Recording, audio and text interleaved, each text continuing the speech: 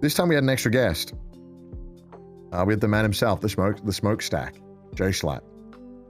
So I guess there's so much to talk about this because I think people were so surprised that Jay Schlatt joined us on the bike.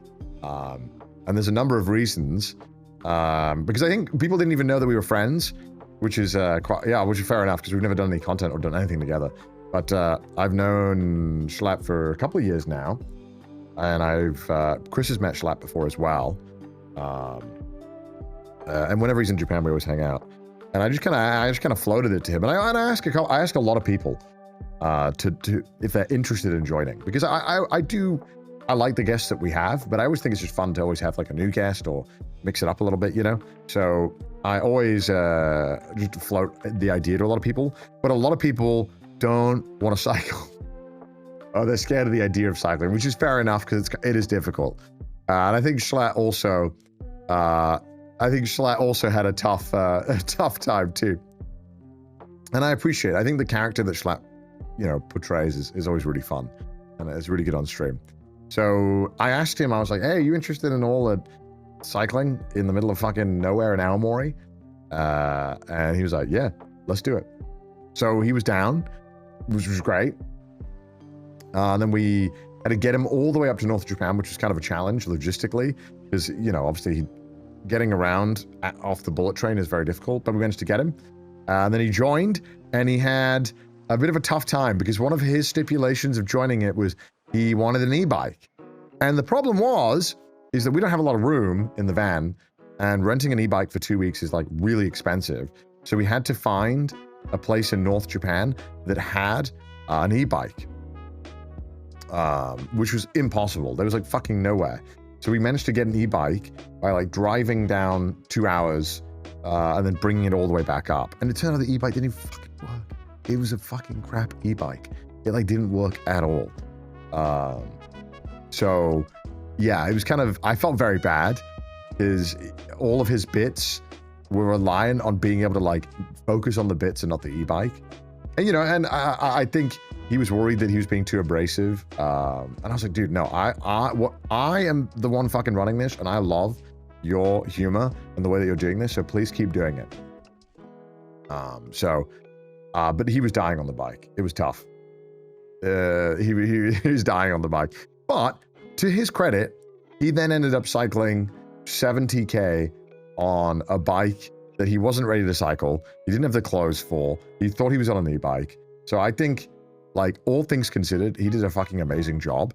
And I was getting annoyed that people were like, dude, why does he need an e-bike? I'm like, dude, if we can only get people on this bike that are like in peak physical condition, we are never going to get like any other guests. So I really appreciate that he was willing to basically sacrifice. And his day was really fun because I remember the tuna incident so well. This was like one of the funniest fucking moments. One of the single funniest like moments of, I think this is like one of the funniest parts of the Cyclethon. This was so fucking ridiculous when the tuna bowl came out, and his face was so good. Is this everything you wanted? Here you go. Are you happy? Does this make up for the betrayal? Does this make up for the betrayal?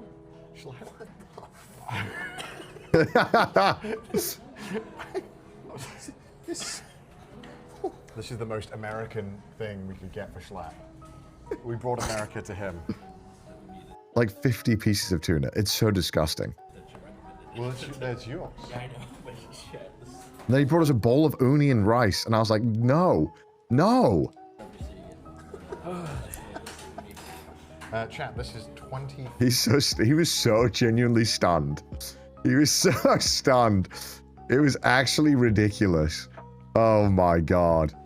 And then we managed to eat it all. We actually like polished it all off. It took me a while, but I managed to do it, and then he died. And he fucking died. We paid for 20 and we got 50 pieces. So yeah, kind of ridiculous. Kind of actually just fucking ridiculous. And we all managed to eat it though, which I didn't want to waste it. I hate wasting food. But then they gave me a fucking mountain of tuna. So, you know what the worst part was?